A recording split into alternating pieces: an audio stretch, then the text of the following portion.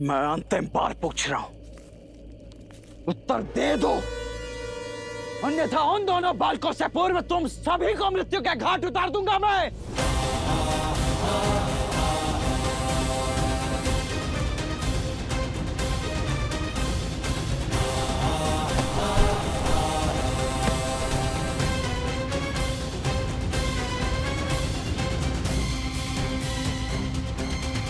जैसी तुम सभी की इच्छा, तुम सभी ने स्वयं के लिए विनाश चुना है, तो अब यही सही।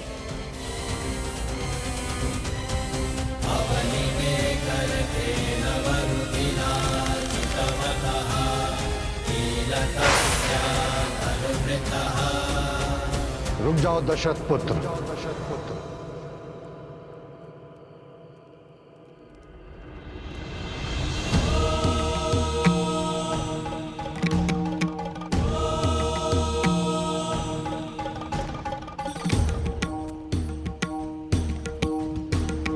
गुरुवर, आप इतना क्रोध क्यों?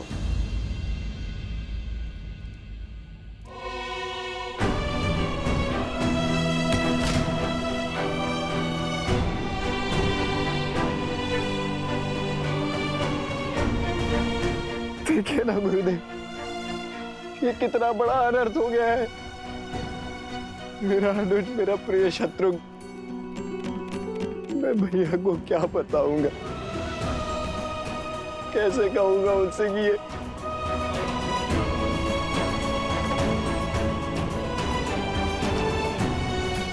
और आप पूछ रहे हैं कि क्रोध क्यों?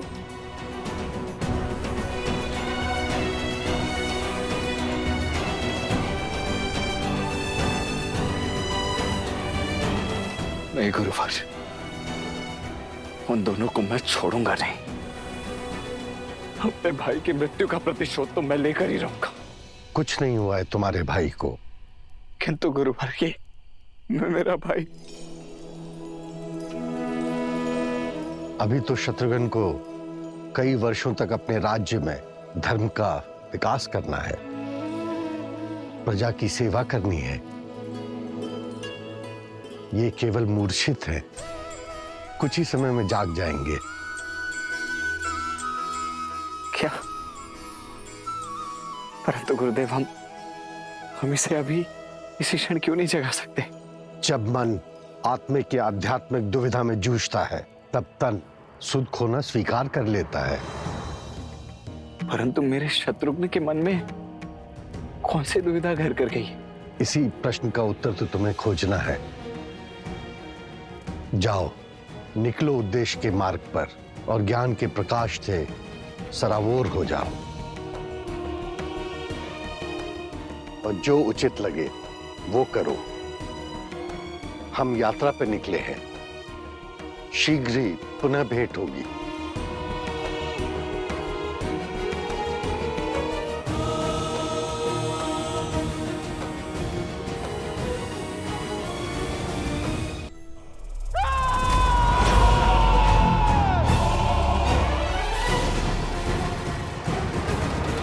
कुछ हमें शीघ्र ही उपाय खोजना होगा। समझ नहीं आ रहा क्या करूं। इन वर्षों से भूखे प्रेतों की भूख कैसे शांत करूं? मेरी भूख माता के हाथों से भोजन खाकर ही मिटती है। माता के हाथ से? क्योंकि माता और संतान का तो संबंध ही ऐसा है। किंतु इन प्रेतों का आत्मिक संबंध किससे होगा? ये तो प्रेत हैं, ये किससे जुड़े होंगे? शनिदेव। सुना है कि प्रेत उन जीवों में वास करते हैं जिन्हें उच्छिष्ट कहा जाता है, अर्थात जो बचा हुआ भोजन खाते हैं। जैसे काक। हाँ, काक। और काक तो वाहन है, स्वयं शनिदेव का। तो अब वे ही हमारी सहायता कर सकते हैं। ओम शनिश्चराय नमः। ओम शनिश्चराय नमः। ओम शनिश्चराय नमः। ओम शनिश्चराय नमः। ओम शनिश्चराय नमः। ओम शनिश्चराय नमः।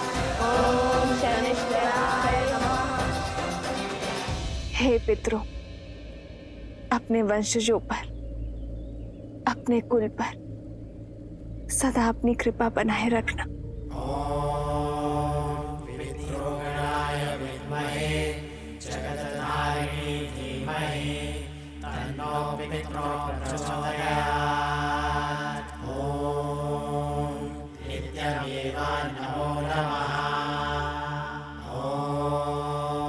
ओम शनिश्चराय नमः।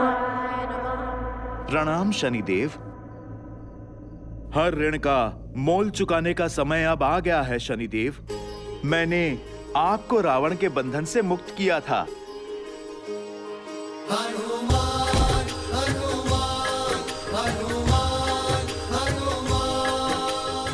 आप प्रभु के पुत्रों के संकट का बंधन काटिए। आप हमारी सहायता कीजिए शनिदेव। अवश्य हनुमान जी।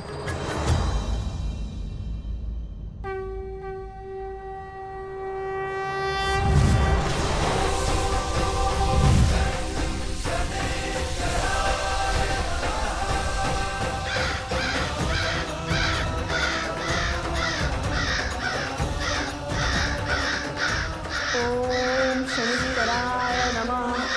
ओम शनिश्चराय नमः।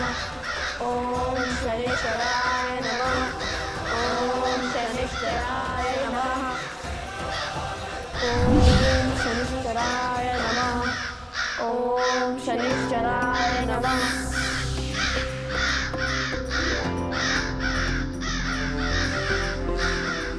रात तो आ गए, पर अब हमें इन्हें पिंड देना होगा।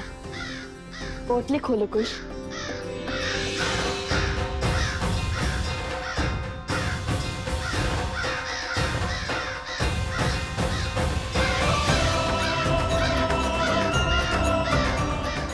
भैया, इसमें तो केवल यही बचे हैं।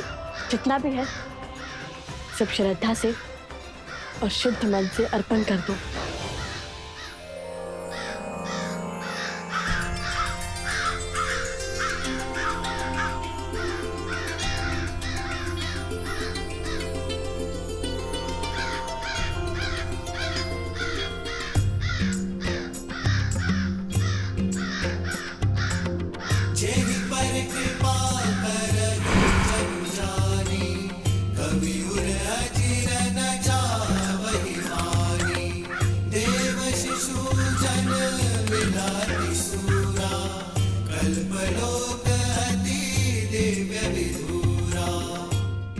मेरा भोग स्वीकारने के लिए आपका कोटि कोटि आभार।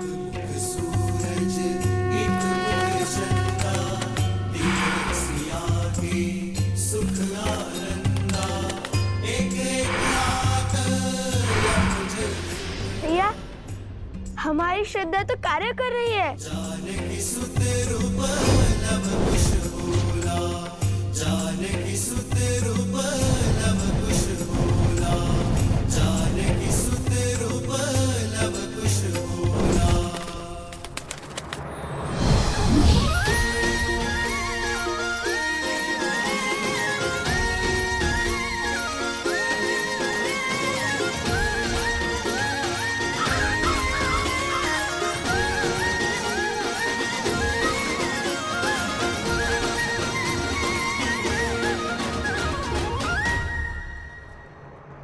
अब आ जाऊं?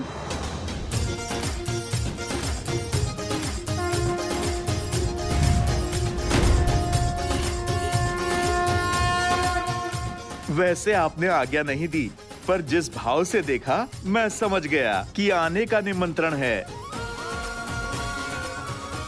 वैसे जितना सुंदर रूप उतनी ही अद्भुत बुद्धि है आप दोनों की। आप तो धन्य है, धन्य हैं आप ऋषि कुमार।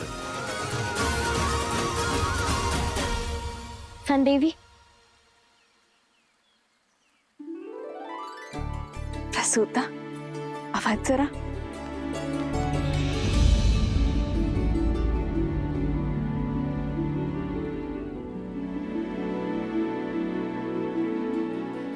आ गए तुम दोनों। सबसे पहले तो इस उपकार के लिए धन्यवाद। मस्तिष्क जानता है कि लवकुश सुरक्षित है, उनका रक्षण हो रहा है, किंतु मन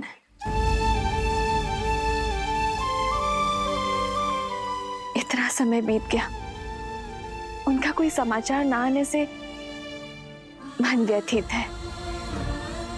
बस उनका समाचार मिल जाता तो मन भी शांत हो जाता। हम आपकी पीड़ा समझ सकते हैं, आप बिल्कुल निश्चिंत रहिए। हम शीघ्र ही लवकुश की सूचना आप तक पहुंचा देंगे।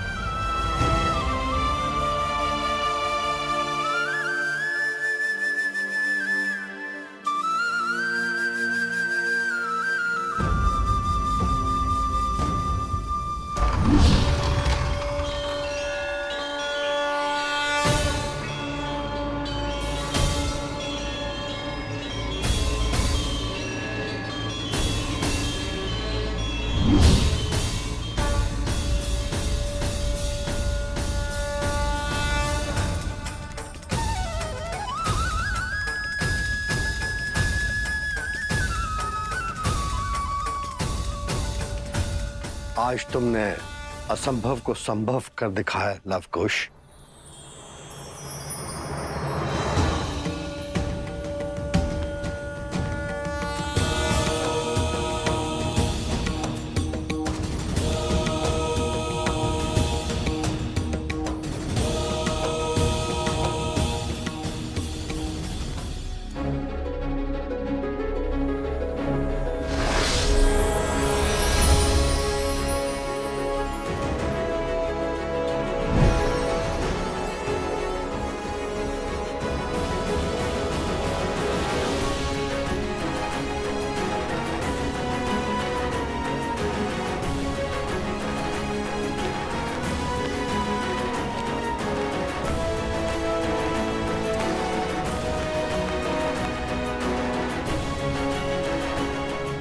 सत्य कहा ऋषि अगस्त, जो आज तक कोई सोच भी नहीं पाया उसे कर दिखाया इन दोनों ने।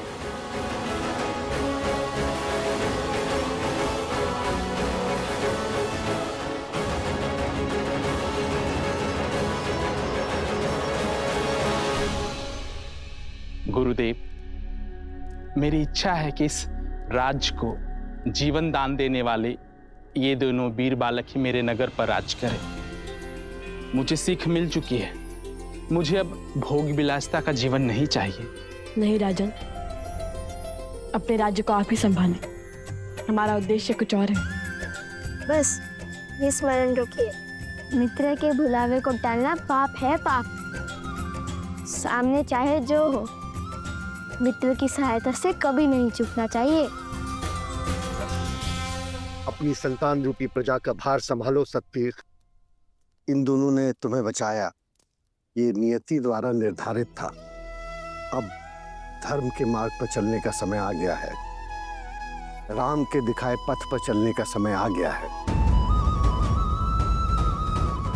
अवश्य ऋषिवर, बस एक बार दोनों ऋषि कुमारों को धन्यवाद स्वरूप जो अब तक कमाया है वो तो दे दूं।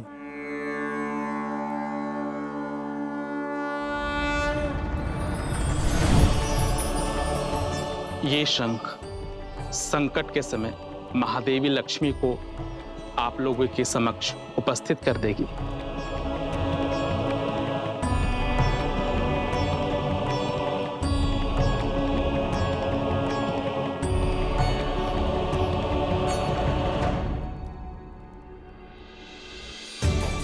धन्यवाद राजन। जय माता लक्ष्मी।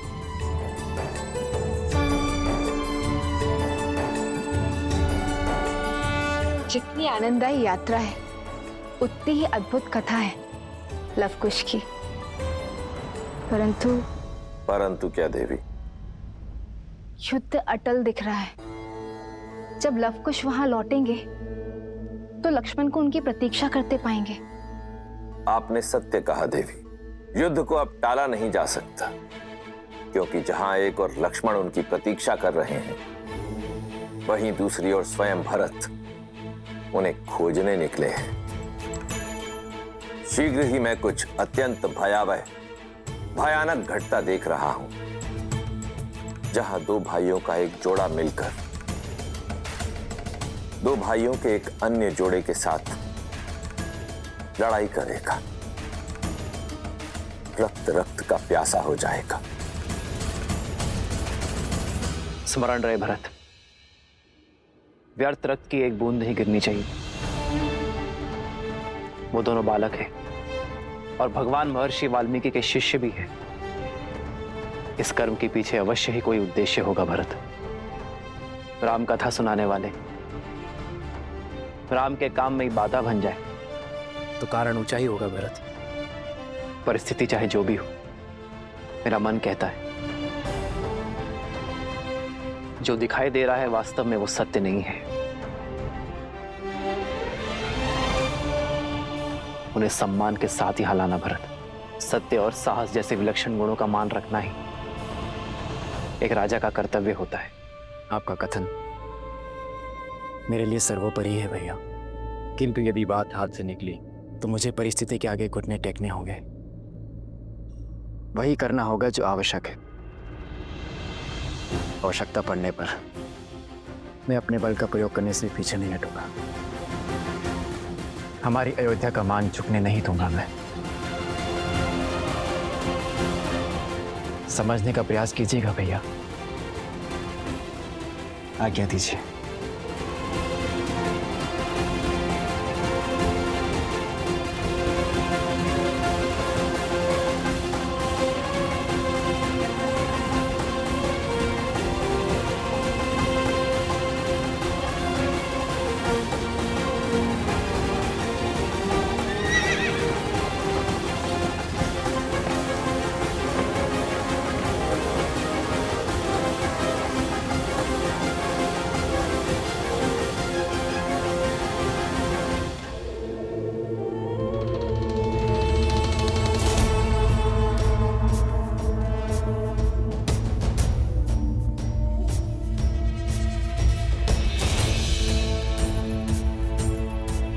शत्रुघ्न को तो खोज लिया इन्होंने, किंतु वो अश्व कहाँ है?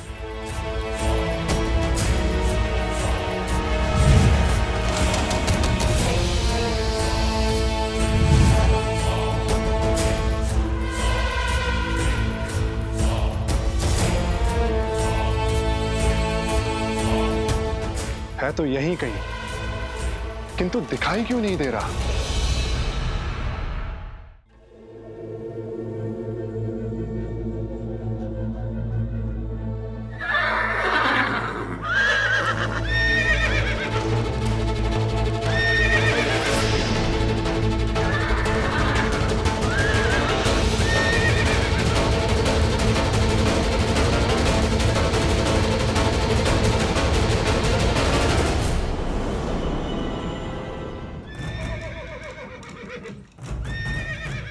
अवश्य वो अश्व यहीं कहीं है, अर्थात वो दोनों ऋषि कुमार भी यहीं कहीं होंगे।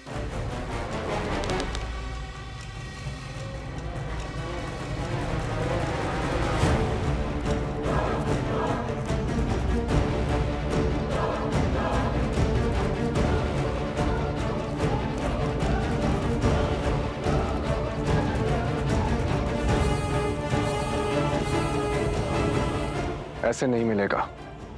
महाराज सहस्त्र रावण की सहायता लेनी पड़ेगी।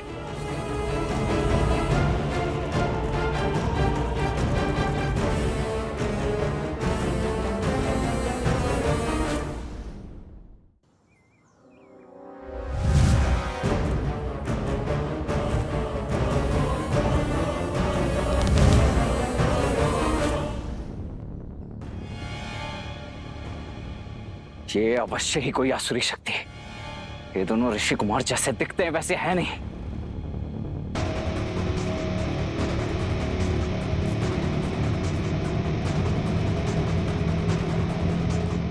वैद्य जी से कहना कि शत्रुघ्न के उपचार में कोई कमी ना रह जाए, और जब तक मैं ना लौटूं तब तक शत्रुघ्न को कुछ होना नहीं चाहिए। आज असुरों के भेष में आए उन दोनों ऋषि कुमारों का अंत करके ही लौटूंगा मैं। अब शब्द नहीं, मेरे बाण बोलेंगे।